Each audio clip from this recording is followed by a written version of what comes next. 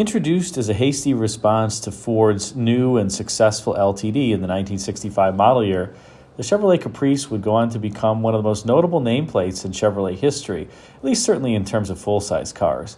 Chevrolet obviously produced a number of performance cars like the Camaro and Corvette that perhaps had more name recognition than the Caprice and its sibling, the Impala. But the Caprice was certainly a well-known nameplate, at least to Chevy lovers, and was a very popular vehicle all the way up until the end in the 1996 model year when it would be sunset. In 1973, Chevrolet would introduce a new model to the Caprice lineup, and that was a convertible, as you see here. 1973 was the first year of the convertible, and unfortunately, the Caprice Convertible would only last for a few short years, more specifically until the 1975 model year, when it, along with other full-size convertibles in the General Motors lineup, would be sunset. At the time, General Motors thought that impending rollover standards would preclude convertible sales, and so it really phased out all of the convertibles across the entire lineup. There was a Cadillac Eldorado convertible that was manufactured for 1976, and that was the so-called last convertible that GM offered until it was restarted again. I thought it'd be worth walking around this particularly stunning 1975 Caprice convertible, as it has only 30 miles on the clock, and boy, would I sure wish to own this one, but I'm sure that if it's ever for sale, the price will be astronomically high. Probably to the point that its sale price will exceed the $2,024 equivalent of this Caprice's price in $1,975. And the 75, I think, is a particularly attractive design, although I must say for Caprice convertibles, I am admittedly partial to the 73 model year, just because of the front end as well as the rear end. And during this period, the styling of the Caprice really changed almost every year on this 1971 to 76 generation. When it was introduced in 1971, it had a particularly handsome and trim-looking front end, very similar to Cadillacs, including the egg crate grille. For 1972, the front end changed a bit, and this was in part due to the 2.5 mile an hour impact standard that was imposed by the federal government in the front of the vehicles. For 1973, the front end would change again, and you can see there was a pretty significantly sized bumper on the Caprice, again because of the bumper impact standards in the front, which now were increased to 5 miles per hour. Styling changed in 74, as you can see here, front and rear. Now the 5 mile an hour impact standard was imposed not just in the front, but also in the rear. Then for 1975, Chevrolet redid the Caprice, and I think an overall handsome treatment. The front actually has some plan view to it that I think gave the front end a really authoritative look. For 76, the front end would be redesigned yet again with a new, more egg crate style grille and also square headlamps, or I should say rectangular headlamps, in place of the 1975's round headlamps, although much of the styling for the 76 model year was pretty similar to the 1975 model year. Now, interestingly, for those who aren't aware, this was during a time when you got a full-size car, and depending upon the make and model that you bought, it might be, let's call it, more or less full-size than other vehicles. What do I mean by that?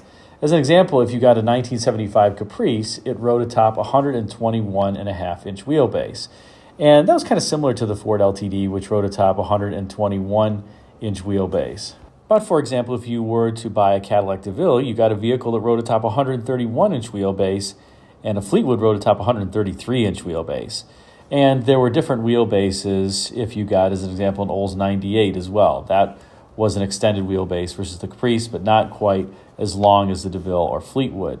So GM had all these different wheelbases and different sizes of vehicles, and the more expensive car you got, generally speaking, the more wheelbase that you got. That was true over at Ford and Chrysler as well, although if you got the wagons at General Motors, you got the long wheelbase.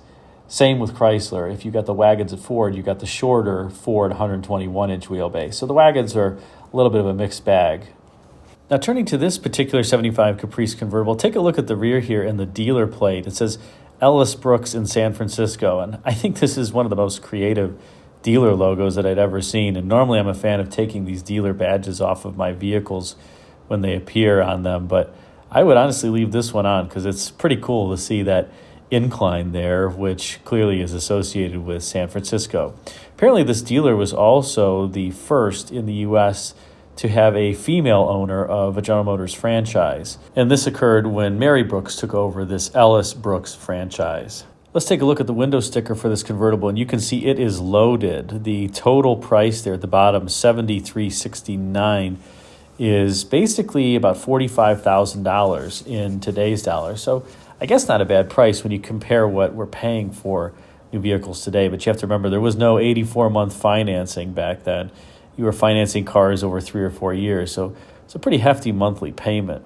But take a look. This car has everything from air conditioning to power windows to power locks to the power seats to the tilt wheel to cruise control to the optional 400 cubic inch 4-barrel V8, which there were 3 engines in the Caprice in this year. There was a 350 cubic inch V8, a 400 cubic inch V8, and this made, I believe, 175 horsepower. And the top of the line engine was the 454, which made only 215 horsepower in 1975. The base 350, I believe, made 145 horsepower. Now remember, 1975 was really kind of peak malaise when it came to poor horsepower ratings with these big cars, in part because it was the first year of the catalytic converter, and the restricted exhaust flow in part hampered the overall performance of engines. And performance would recover somewhat by the late 1970s, but 1975 is also the worst year for Corvettes in terms of horsepower as well. I believe the standard Corvette in 1975 had 165 horsepower, 350 cubic inch V8. So it kind of tells you all you need to know about this particular era.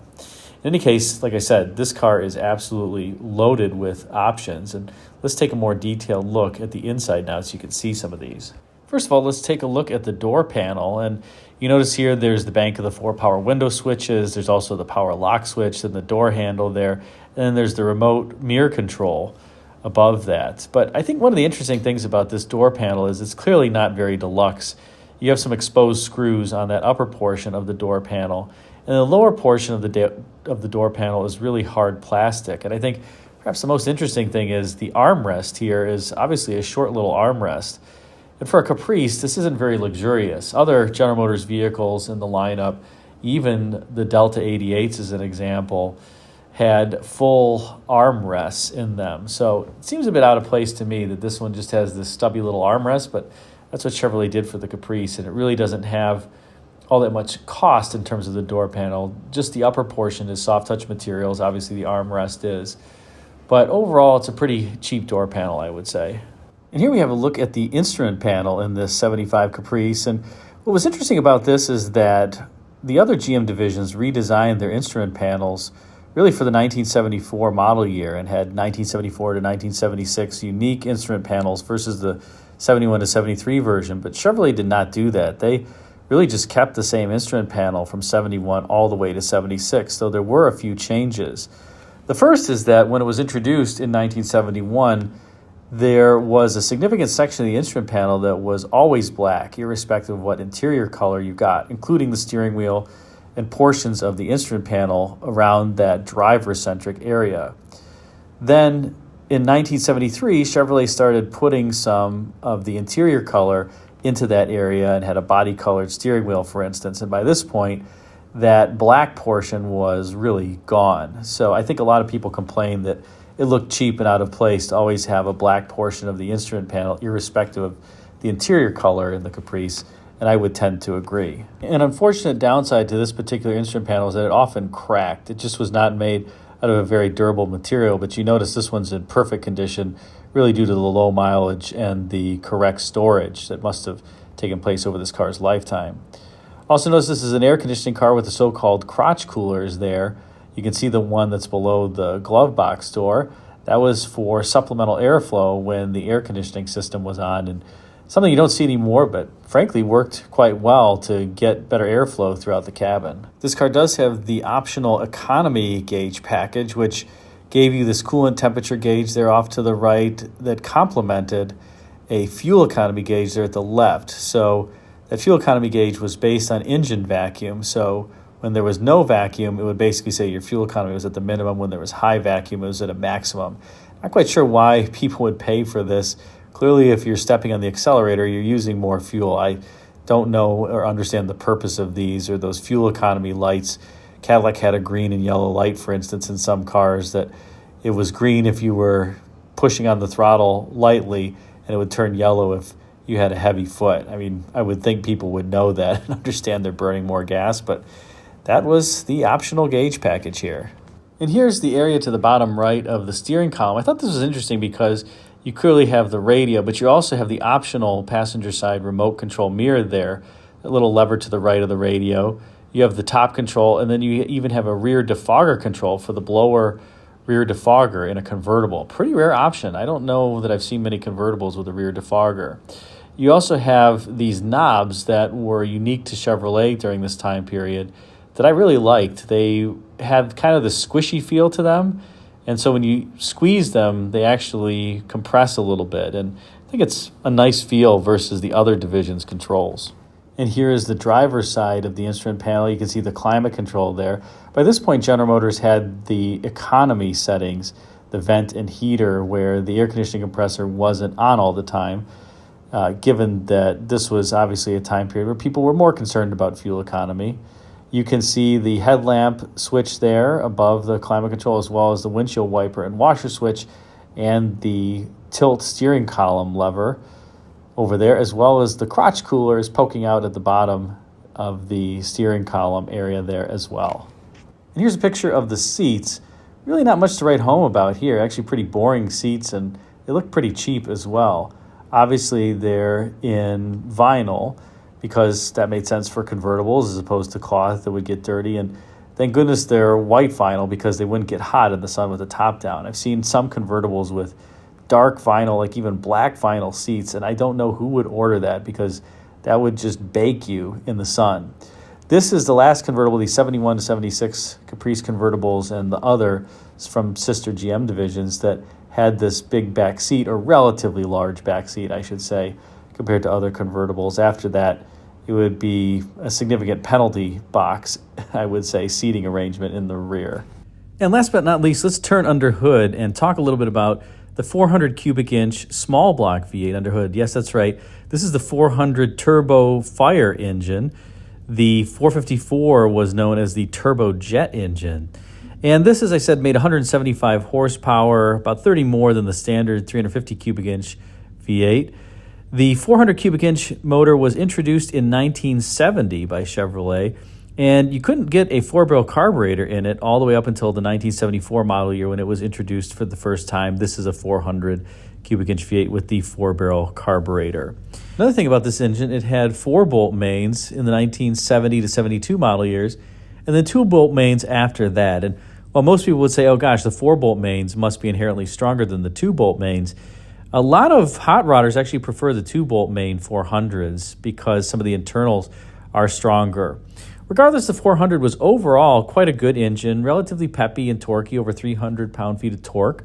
And it could move these vehicles with a good amount of pep. I've previously driven a 72 Caprice with a 400 cubic inch 2-barrel V8, and I found it, like I said, quite peppy, extremely smooth, a perfectly good engine in these vehicles, although I have to say I'm a sucker for Chevrolet big blocks as well. And there you have it, a look at this super special 1975 Caprice convertible with under 30 miles on it.